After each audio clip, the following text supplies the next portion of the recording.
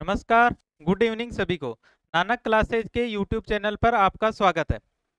जैसा आपको पता है और जिसको नहीं पता तो उनके लिए मैं बता देता हूं कि अपनी ये जो आप क्लासें देख रहे हो अब, ये किसके लिए है? ये है हमारी पीटीआई सेकंड ग्रेड और थर्ड के लिए। पीटीआई सेकंड और third grade. PTI second grade और थर्ड ग्रेड के लिए ये यूनिट नंबर 7 अपनी चल रही है। Unit 7 anatomy. Unit number 7 anatomy. और ये कितनी इंपॉर्टेंट यूनिट है, मैं जब भी क्लास स्टार्ट करता हूं तब रोजाना बता रहा हूं कि ये कितनी जरूरी क्लास है। क्यों है जरूरी? क्योंकि ये कितने नंबर की है भाई? अकेली ये 40 नंबर की यूनिट है, यानी इसमें से कितने क्वेश्चन आ रहे हैं हमारे? 20 क्वेश्चन इससे आते हैं। तो इसलिए यूट्यूब पर जो सबसे पहले जो पीटीआई के लिए जो क्लासें शुरू की गई है वो इस यूनिट नंबर 7 की गई है। तो अगर आपका सहयोग अच्छा रहा तो बाकी क्लासें भी आपको यहाँ पर उपलब्ध करवा दी जाएगी। तो चलिए स्टार्ट करते हैं आज की क्लास। और वैसे ये हमारी पहली क्लास नहीं है, कुछ क्लासें हमारी पहले हो चुकी है। तो प्ले लिस्ट बनी हुई है एनाटॉमी यूनिट नंबर 7 के नाम से। तो वहां पर जाकर के आप पहले की क्लासें देख लें, उसके बाद में आप आज की क्लास लगा लेना। तो परिसंचरण तंत्र, देखो नाम से ही पता चल रहा है परिसंचरण। परिसंचरण का मतलब है कि किसी चीज को एक स्थान से दूसरे स्थान तक पहुंचाना, या ऐसे मान लो कि परिसंचरण यानी गोल गोल घुमाना। किसी भी चीज को, अगर मान लो कि मेरे किसी अंग के अंदर कोई चीज पड़ी है, या ऐसे नहीं समझ में आ रहा तो ऐसे मानो कि जैसे फेफड़े के अंदर वायु पड़ी है, उस फेफड़े की वायु को अगर मेरे को कोशिकाओं तक पहुंचाना है तो मैं कैसे पहुंचाऊंगा? कोई ना कोई मेरे को माध्यम चाहिए। तो वो माध्यम क्या बनता है? वो बनता है रक्त। अब उसको किसके अंदर डाला जाता है? रक्त के अंदर। और रक्त को चलाने के लिए भी कोई एक अंग चाहिए, तो वो अंग हमारा कौन सा है आपको पता होगा? वो होता है हमारा हृदय। तो सीधी सी बात है कि हृदय होगा। हृदय के द्वारा किसको पंप किया जाएगा? रक्त को। और रक्त को पंप क्यों किया जाता है? क्योंकि हमारे को किस चीज की आवश्यकता होती है? ऊर्जा की आवश्यकता होती है। और ऊर्जा कब बनती है? ऊर्जा बनती है जब कोशिकाओं के पास में जो पोषक पदार्थ है, या फिर जो भी हमारे, जैसे मान लो कि ऑक्सीजन है, तो वो कोशिकाओं के पास में पहुंचेगा, तो फिर हमारा जो भोजन है उसका अपघटन होगा और उससे हमारे को क्या मिलेगी? ऊर्जा। तो परिसंचरण तंत्र जो है उसके अंदर किन किन चीजों का सबसे पहले अपने ये देखेंगे कि किन किन चीजों का इसके अंदर अध्ययन किया जाता है। तो अभी मैंने बताई, उन्हीं का ही अध्ययन करेंगे। तो कौन कौन सी 3 चीजें हो गई? नंबर 1 तो हो गया हमारा हृदय। हृदय, हृदय किस प्रकार का अंग है? पंपिंग ऑर्गन है। तो किस चीज को पंप करेगा? तो ये पंप करता है रक्त को। तो नंबर 2 पर अपने रक्त के बारे में पढ़ेंगे। और यहां से क्वेश्चन तो बनते ही, आपको पता होगा इस प्रकार से क्वेश्चन आते हैं ना कि हृदय का अध्ययन विज्ञान की कौन सी शाखा के अंदर किया जाता है? हमारे हृदय के अंदर कितने प्रकार के जो है चेंबर होते हैं? तो इस प्रकार का सबसे बड़ा चैम्बर कौन सा होता है? सबसे छोटा चैम्बर कौन सा होता है? ये किस प्रकार का अंग है? जैसे हो गया मीजोडर्मिक, हो गया एंडोडर्मिक, हो गया किस प्रकार का अंग है? किससे मिलकर के बना हुआ है? कहां पर स्थित होता है? तो इस प्रकार के जो क्वेश्चन है वो बनते हैं हृदय से। अब उसके बाद में रक्त। तो रक्त वाले टॉपिक से तो आपको पता ही है कि रक्त के अंदर क्या क्या, सबसे पहला ही क्वेश्चन तो आता है कि रक्त का रंग लाल क्यों होता है। ये क्वेश्चन आपने आम ही सुना होगा कि रक्त का रंग लाल क्यों होता है, और अपने एग्जाम के अंदर भी ये क्वेश्चन बनता ही है। तो रक्त का रंग लाल क्यों होता है? इसके अंदर कौन कौन सी इसके अंदर कणिकाएं होती है? इसका जो तरल भाग है वो कितना होता है? आपको दिखता होगा कि ये बिल्कुल एक ही जो है लिक्विड है, लेकिन नहीं, इसके अंदर कुछ कणिकाओं वाला पार्ट भी होता है। तो वो कितना परसेंट होता है? तो इस प्रकार के जो सारे क्वेश्चन है वो अपने इस टॉपिक के अंदर करने वाले हैं।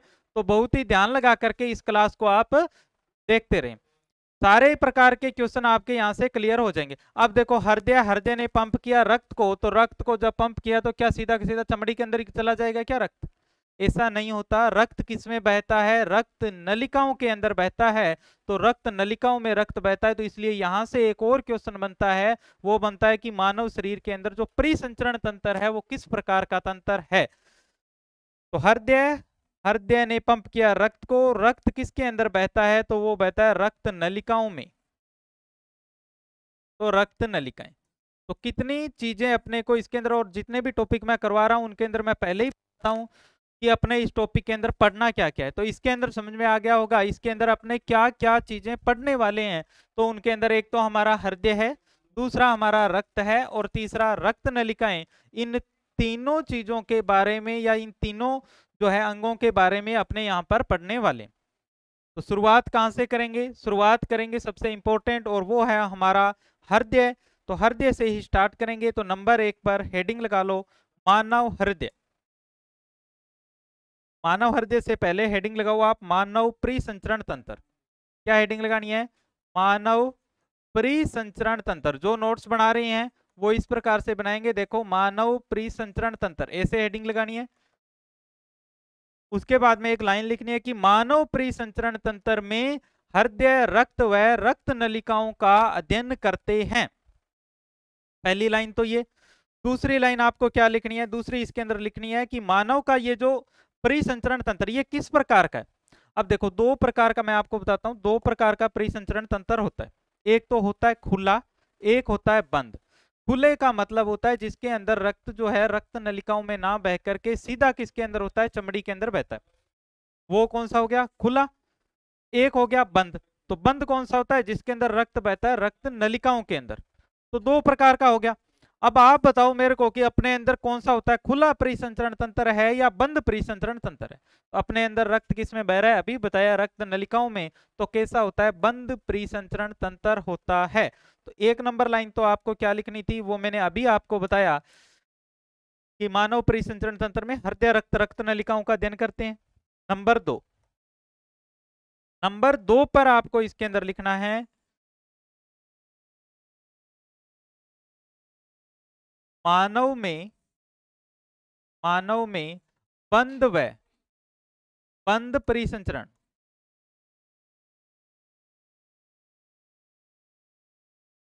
बंद परिसंचरण तंत्र व एक तो क्या हो गया? बंद। बंद का मतलब क्या हो गया? रक्त किस में बह रहा है? रक्त नलिकाओं में। जिसको याद नहीं रहता ब्रैकेट के अंदर लिख सकता है कि रक्त रक्त नलिकाओं में बहता है, इसलिए कैसा? बंद। दूसरा, दोहरा परिसंचरण तंत्र है। बंद व दोहरा परिसंचरण तंत्र।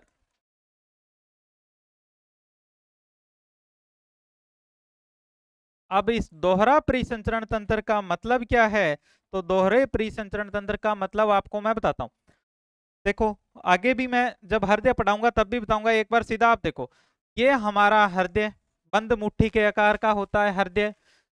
जो आप ये वाला बनाते हो ना, ये वाला नहीं होता। कैसा होता है? बंद मुट्ठी के आकार का। तो बंद मुट्ठी के आकार का हमारा क्या है? हृदय। इस हृदय के अंदर कितने कोष्ठ होते हैं? कितने चैम्बर होते हैं? 4 चैम्बर होते हैं। 2 आलिंद होते हैं, 2 ही क्या होते हैं? नीले होते हैं। 2 आलिंद, 2 नीले, ऊपर वाले आलिंद, नीचे वाले नीले, आगे बात करने वाले। अभी केवल बता रहा हूं दोहरा परिसंचरण तंत्र। दोहरा क्यों है? यहाँ पर ये जो होता है इसको क्या बोला जाता है? दायां आलिंद बोला जाता है। और इस दाएं आलिंद के अंदर सबसे पहले हमारा अशुद्ध रक्त आता है, यहाँ पर इकट्ठा होता है। उसके बाद में इस नीचे वाले चैम्बर के अंदर आता है, इसको बोला जाता है दायां नीले। दाएं आलिंद में से दाएं नीले। अब यहां तक क्या था? अशुद्ध। यहां तक क्या था? अशुद्ध था। दाईं ओर हमेशा अशुद्ध रक्त रहता है, बाईं ओर हमेशा कैसा रहता है? शुद्ध रक्त। तो अब यहां से फिर रक्त बाहर निकलता है और किधर चला जाता है भाई? हमारे फेफड़ों के पास में। इसके पास में, जो फेफड़े होते हैं उनके पास में चला जाएगा। अब कौन लेकर के जाता है, ये बातें अपने आगे करने वाले हैं। एक बार सीधा देख लो। एक बार रक्त यहां पर आया, उसके बाद में यहां से फिर से निकला, फेफड़ों के पास गया, और यहां से इसके अंदर दोबारा से आ गया हृदय के अंदर। अब आप देखो कि हृदय के अंदर रक्त ने कितनी बार प्रवेश किया, सिर्फ इतना देख लो। कितनी बार प्रवेश किया? एक बार तो ये रहा यहां पर, और दूसरी बार फेफड़ों से आकर के यहां पर 2 बार प्रवेश किया। तो 2 बार प्रवेश करने के कारण इसको क्या कहा गया? दोहरा परिसंचरण तंत्र इसको कहा गया। क्लियर है? दो बातें अभी तक मैंने आपको बताई। एक तो बंद क्यों है? क्योंकि रक्त किस में बह रहा है? रक्त नलिकाओं में बंद हो गया। दोहरा क्यों है? क्योंकि हृदय के अंदर रक्त कितनी बार प्रवेश करता है? 2 बार प्रवेश करता है। अब बात आती है कि ये जो अपने रक्त परिसंचरण तंत्र जो अपने पढ़ रहे हैं, इसके बारे में बताया किसने था? तो तीसरी लाइन में आप लिखोगे कि मानव परिसंचरण तंत्र के बारे में क्या लिखना है? मानव परिसंचरण तंत्र के बारे में एक वैज्ञानिक थे जिनका नाम था विलियम हार्वे। क्या नाम था? William Harvey. विलियम हार्वे ने बताया।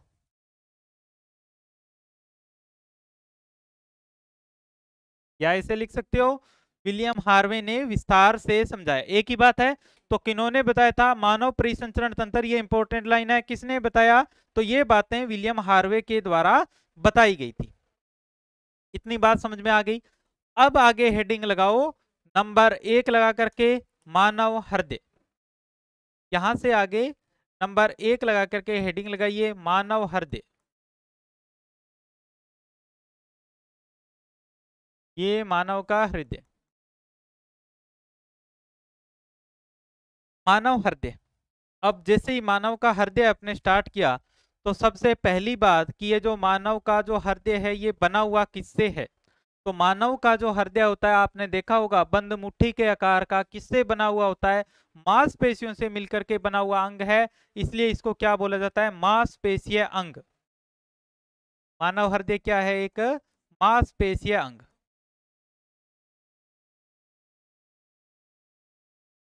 हड्डियां नहीं है इसमें, तो क्या हो गया? ये एक प्रकार का मांसपेशीय अंग है।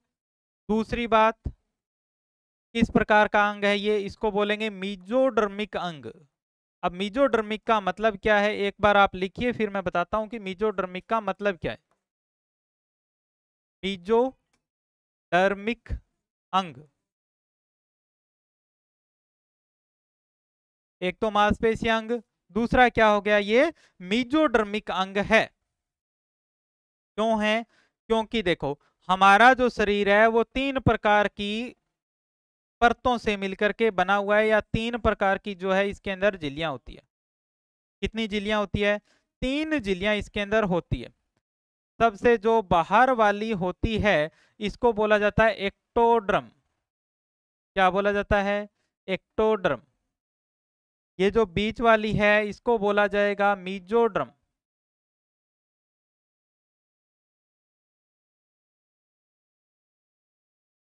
और ये जो सबसे जो अंदर वाली होती है इसको बोला जाता है, क्या बोलेंगे इसको? इसको बोलेंगे एंडोड्रम। कितने प्रकार की होगी? 3 प्रकार की, एक्टोड्रम, मीजोड्रम, एंडोड्रम। तो ये जो बीच वाली जो परत है ना, जिसको क्या बोला गया? मीजोड्रम। और इस मीजोड्रम से ही मिलकर के बना होता है क्या चीज? हमारा हृदय। तो किससे मिलकर के बना? मीजोड्रम से। क्या बना? हृदय। तो इसलिए इसको किस प्रकार का अंग बोल दिया? ये मीजोडर्मिक अंग इसको बोल दिया गया। समझ में आ गई? ये मीजोडर्मिक अंग क्यों है? मांसपेशी अंग, क्योंकि मांसपेशियों से मिलकर बना है। मीजोड्रमिक अंग क्यों है? क्योंकि ये मीजोड्रम जो परत है उससे किसका निर्माण होता है? हृदय का निर्माण होता है। अब बात आती है आगे इसके लोकेशन की। किसकी बात करेंगे अपने? इसकी लोकेशन क्या है, यानी ये कहां पर स्थित होता है? लोकेशन, या इसकी बोल दो दिशा, कि ये कहां पर स्थित होता है। तो मानव का हृदय कहां पर स्थित होता है? आपको क्लियर पता होगा कहां पर? हमारा बायां हृदय। बाएं हृदय के अंदर, बाएं हृदय के अंदर क्या होता है हमारे यहां पर? बायां हृदय है। बाएं हृदय के अंदर थोड़ा सा इधर, ये आपने सुना होगा, 2 फेफड़े हैं अपने, सॉरी फेफड़े। तो कितने फेफड़े? 2 फेफड़े हैं। एक है कौन सा? दायां फेफड़ा, और एक है बायां फेफड़ा। बाएं फेफड़ा थोड़ा सा छोटा होता है। क्यों? क्योंकि उसके अंदर एक छोटी सी खांच बनी होती है। उस खांच के अंदर स्थित होता है कौन? हमारा हृदय। तो ये कहां पर स्थित होगा? ये होगा बाईं ओर, या इसे लिख लो बाएं फेफड़े। बाएं फेफड़े की ओर, बाएं फेफड़े की ओर जो है मीडियस टर्निंग अवकाश, यानी एक खांच होती है, वहां पर स्थित होता है। तो सीधा याद रखोगे कहां पर है? बाईं ओर। और है कहां पर? वक्ष गुहा में। बाएं फेफड़े की ओर, वक्ष गुहा में। वक्ष गुहा के अंदर देखो, जिस प्रकार से ये हमारी मुख गुहा होती है, अंदर जो है मुख गुहा, इसी प्रकार से ये वाला सीने वाला जो भाग वक्ष गुहा, और पेट वाला भाग क्या होता है? उदर गुहा। तो ये कहां पर है? बाएं फेफड़े की ओर, वक्ष गुहा के अंदर स्थित है। किस प्रकार से स्थित है? देखो क्या बात की भाई? 2 फेफड़े, कितने फेफड़े? 2। ये हो गया दायां,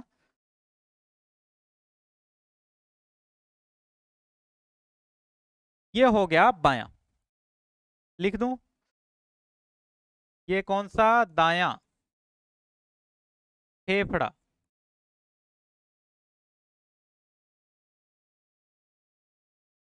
और ये कौन सा है भी? ये व्हाइट कलर वाला, ये है बायां। ये व्हाइट कलर का नहीं होता।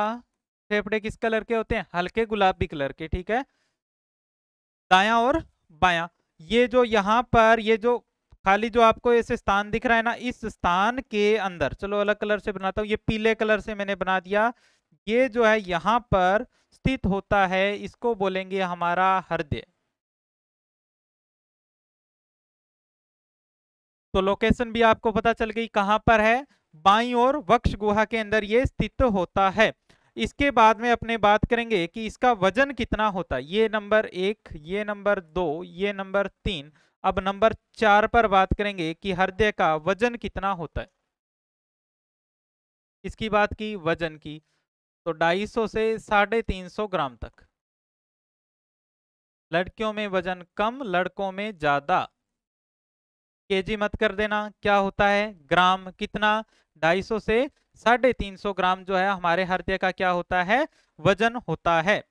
ये थी बेसिक इंफॉर्मेशन किसके बारे में? हृदय के बारे में, कि हृदय मिलकर के किससे बना है, किस प्रकार का अंग होता है, कहां पर स्थित होता है। तो ये थी इसकी बेसिक इंफॉर्मेशन। अब अपने मानव हृदय की जो है संरचना देखेंगे, और यहां से क्वेश्चन बनने की पूरी पूरी संभावना रहती है। तो आगे हेडिंग लगाओगे, मानव हृदय की संरचना। हेडिंग लगा लीजिए, मानव हृदय की संरचना।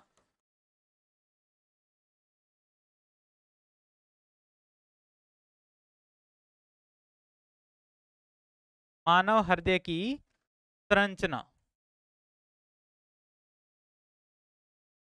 तो मानव हृदय की संरचना की बात अपने कर रहे थे, तो संरचना में देखो क्या बात की जाती है। संरचना में अपने पढ़ेंगे कि ये किस प्रकार का दिखता है हमारा हृदय। तो पहले तो आपको बिल्कुल सिंपल डायग्राम के माध्यम से मैं आपको बताता हूं, फिर आपको ओरिजिनल डायग्राम भी मैं बना करके दिखाऊंगा। तो साधारण बिल्कुल सिंपल जैसे अपने पीछे बनाया उसी प्रकार का सिंपल डायग्राम आप ऐसे बना लो, जिसके अंदर कितने कोष्ठ बनाने हैं इतना ध्यान में रखना। 3 मत बना देना। कितने बनाओगे? 4 बनाओगे। ऐसे करके सीधे सिंपल 4 इसके अंदर आप कोष्ठ बना लो। कितने बनाओगे? 4। और यहां पर नोट भी लगा करके लिख भी लेना साथ में कि मानव हृदय 4 कोष्ठीय हृदय है। मानव हृदय 4 कोष्ठीय है।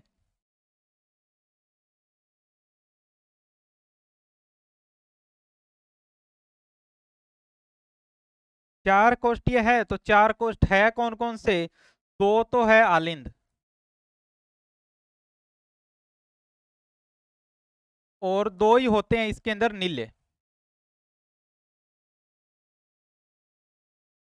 2 आलिंद, 2 नीले। अब आलिंद कौन से हैं, नीले कौन से हैं, वो देखते हैं इस डायग्राम के अंदर। तो ये जो ऊपर वाले जो आपको दिखाई दे रहे हैं, ये दोनों हैं आलिंद।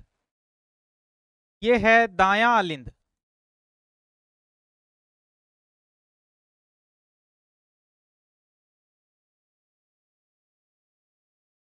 दायां आलिंद,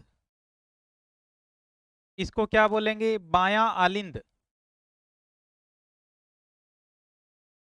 ऊपर वाले दोनों आलिंद होते हैं। और दायां बायां ढंग से लिखना।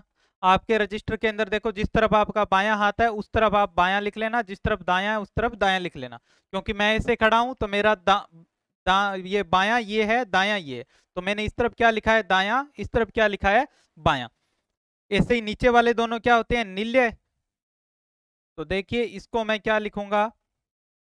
दायां नीले।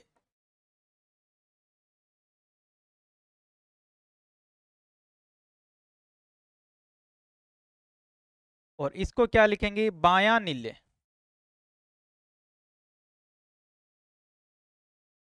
दायां नीले, बायां नीले।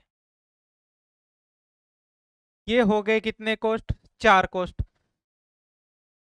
अब अलग अलग प्रकार से आपने अलग अलग टीचर से पढ़ा होगा, उन्होंने किसी ने यहाँ से शुरू किया होगा पढ़ाना, किसी ने हृदय को यहाँ से, किसी ने यहाँ से, सबका अलग अलग तरीका होता है। मैं हृदय को पढ़ाना शुरू करूंगा यहाँ से, यानी दाएं आलिंद से। कहाँ से स्टार्ट करेंगे? अपने इस दाएं आलिंद से स्टार्ट करेंगे।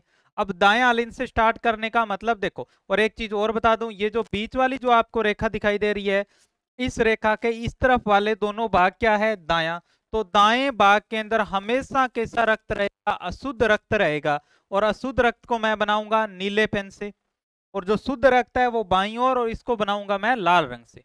जहां तक नीला कलर चलेगा वहां तक क्या क्या होगा? अब आपको दिखेगा नहीं तो और रंग यूज करना पड़ सकता है मेरे को, लेकिन जहां तक नीला रंग होगा वहां तक आपको क्या ध्यान में रखना है कि अभी तक रक्त क्या है? अशुद्ध है, यानी शुद्ध नहीं हुआ। ये चीज आपको इसके अंदर ध्यान में रखनी है।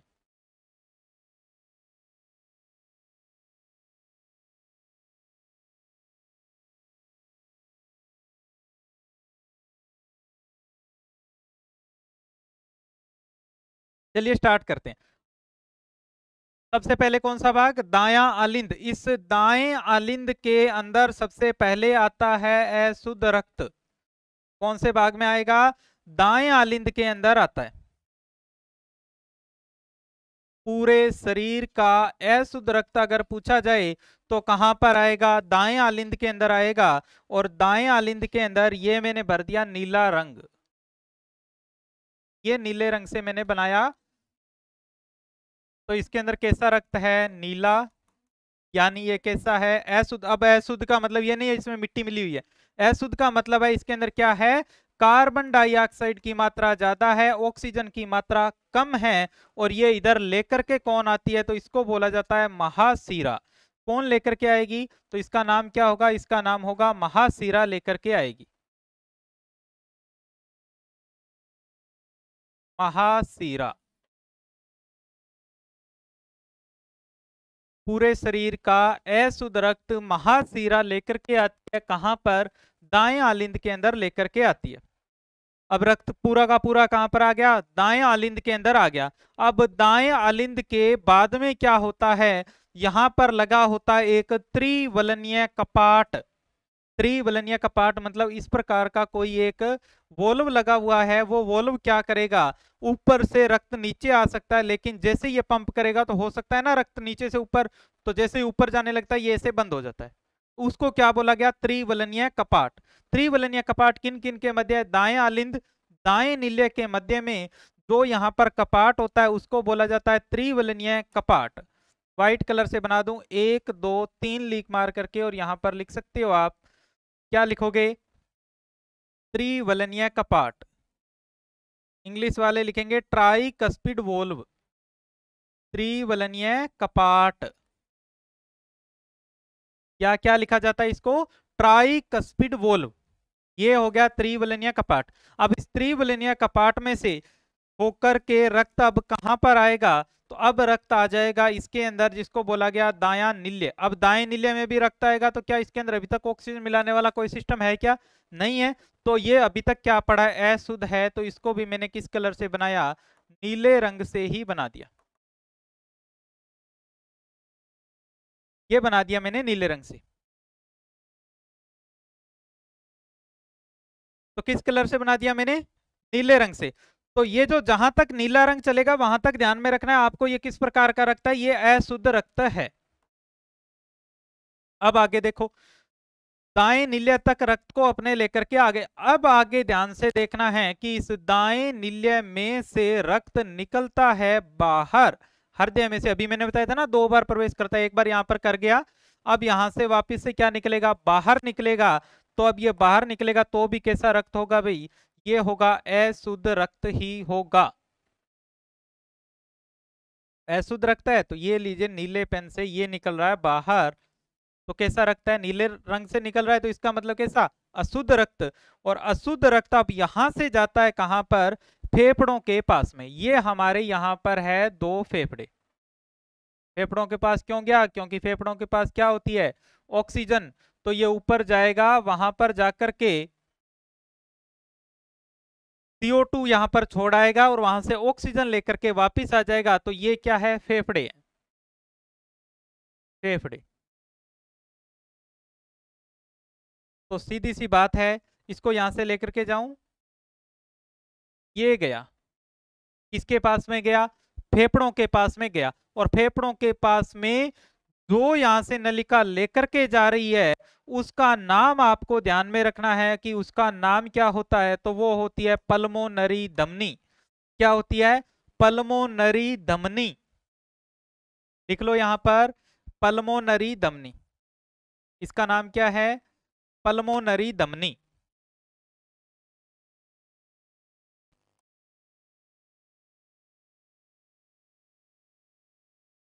ये इंपॉर्टेंट है, पल्मोनरी धमनी, और उधर लिखूंगा पल्मोनरी सीरा। ये दोनों इंपॉर्टेंट है। क्यों है? आगे अपने इसकी बात करेंगे। पल्मोन या फिर फेफड़ों को क्या बोला जाता है? फुफ्फुस बोला जाता है ना, तो इसको बोला जाता है या फुफ्फुसीय धमनी।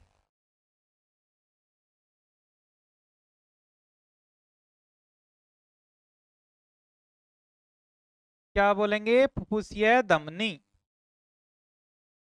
पल्मोनरी धमनी या फुफ्फुसीय धमनी कहां पर लेकर के गई? फेफड़ों के पास में। कैसा रक्त लेकर गई? अशुद्ध रक्त लेकर के गई।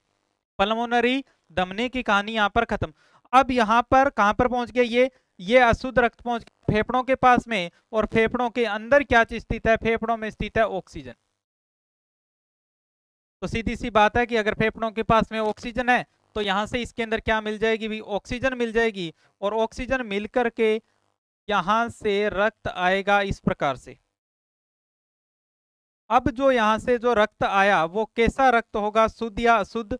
तो यहां से ऑक्सीजन जब इसमें मिल गई है, तो सीधी सी बात है, ये कैसा हो जाएगा? शुद्ध। तो ये शुद्ध रक्त है। तो किस पेन से? लाल रंग से मैं इसको बना रहा हूं। ये यहां से रेड कलर का रक्त यहां पर आ गया। लेकर के कौन आया? इसका भी नाम लिख लेते हैं यहां पर। तो जो यहां से रक्त को लेकर के आ रही है, नीचे की ओर निशान लगा दूं, इसमें लगा दिया ऊपर की ओर। ये जो लेकर के आ रही है, इसका नाम होता है पल्मोनरी सीरा।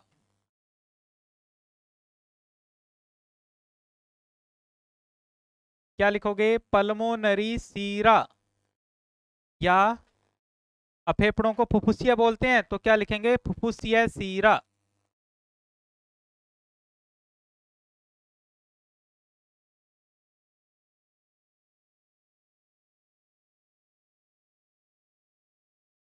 दोनों का नाम एक जैसा।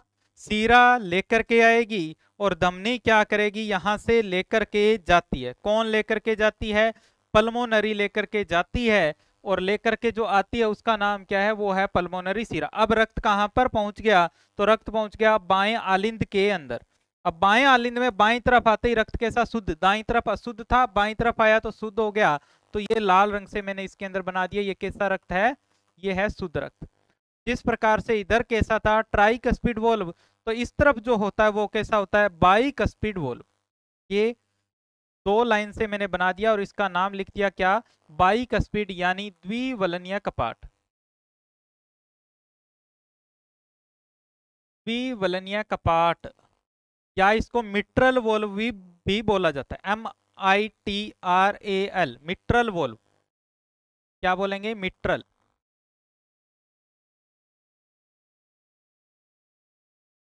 मिट्रल वोल्व भी इसको बोला जाता है।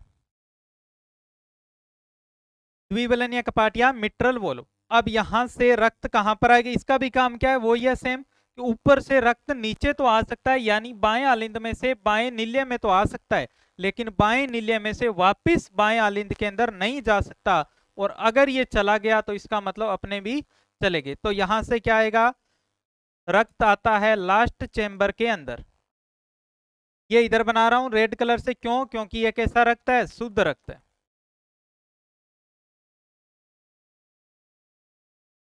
लास्ट चैम्बर के अंदर पहुंच गया, उसका नाम है बाएं नीले। अब यहां से कहां पर जाएगा? तो शुद्ध रक्त को विभिन्न अंगों तक पहुंचाना ही तो हमारा उद्देश्य था। तो शुद्ध रक्त यहां पर हो गया है। तो अब सीधी सी बात है, इसको कहां पर पहुंचा दिया जाएगा? इसको पहुंचा दिया जाएगा पूरे शरीर के अंदर। यहां पर मैं सीधा लिख देता हूं शरीर।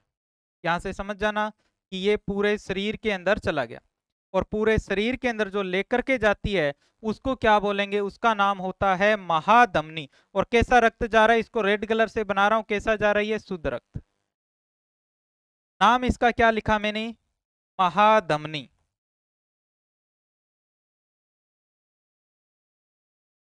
तो एक एग्जाम के अंदर क्वेश्चन आया था कि शुद्ध रक्त किस में बहता है, धमनी में या सीरा में। तो यहां से आप पता लगा सकते हो, महाधमनी लिखा और पूरे शरीर में कैसा रक्त लेकर के गई, शुद्ध रक्त। तो ये जो धमनी होती है इनके अंदर कैसा बहता है, शुद्ध रक्त। और जो सीरा होती है उसके अंदर कैसा बहता है, अशुद्ध रक्त बहता है। पहली बात होगी, धमनी और सीरा दो होती है। धमनी और सीरा में अंतर की बात करें तो आगे मैं फिर से पढ़ाऊंगा, एक बार देख लो। धमनी क्या कर रही है यहां पर, अगर आपने बात करें तो धमनी हमेशा शुद्ध रक्त लेकर के जाती है, सीरा हमेशा कैसा, अशुद्ध रक्त लेकर के आती है। एक तो जाती है, एक आती है। आती है का मतलब सीरा हमेशा हृदय की ओर आएगी, धमनी हमेशा हृदय से अंगों की ओर जाएगी। दोबारा बोल रहा हूं, सीरा हमेशा हृदय की ओर आएगी, धमनी हमेशा हृदय से दूर अंगों तक जाएगी। दूसरी बात क्या की कि धमनी जो है वो कैसा रक्त लेकर के जाती है, शुद्ध। सीरा जो होती है कैसा लेकर के जाती है, अशुद्ध। लेकिन मैंने कहा था दो बातें विशेष रूप से ध्यान में रखना, वो कौन सी, पल्मोनरी धमनी, पल्मोनरी सीरा, दोनों अपवाद। क्यों, क्योंकि धमनी को लेकर के जाना था शुद्ध रक्त, लेकिन यहां से देखिए कैसा लेकर के जा रही है, अशुद्ध रक्त। तो यहीं से ही क्वेश्चन बनता है, क्योंकि क्वेश्चन जो बनता है वो हमेशा कुछ ना कुछ जो अपवाद होता है वहां से बनता है। अपवाद कौन है, पल्मोनरी धमनी और पल्मोनरी सीरा। कुछ बच्चे क्या करते हैं कि धमनी देखा और लगा देते हैं कि हमेशा शुद्ध रक्त लेकर के जाएगी, लेकिन शुद्ध नहीं लेकर के जाती। कैसा लेकर के जाती है, पल्मोनरी धमनी एक अपवाद है, अशुद्ध।